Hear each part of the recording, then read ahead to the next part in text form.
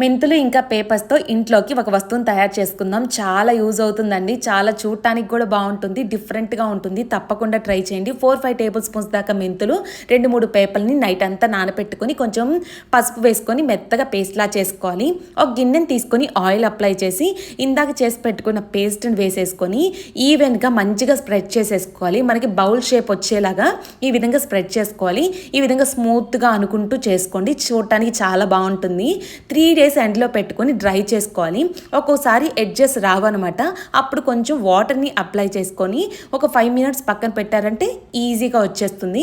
చూసారంటే మనకి ఎడ్జెస్ అంత నీట్గా లేదు కాబట్టి వాటిని కట్ చేసేసుకొని మనకి కలర్ వేసుకుంటే వేసుకోవచ్చు, మన ఇష్టం అండి. నేను కలర్ వేసుకున్నాను. ఒకదానికైతే నార్మల్గా ఉంచాను. నార్మల్గా ఉన్నా బాగుంటుంది, కలర్ వేసుకున్నా బాగుంటుంది.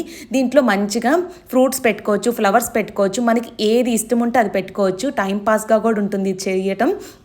తప్పకుండా ట్రై చేయండి. సమ్మర్ కాబట్టి త్వరగా డ్రై కూడా అవుతుందన్నమాట. చాలా యూస్ఫుల్ అవుతుంది కదా, తప్పకుండా ట్రై చేయండి.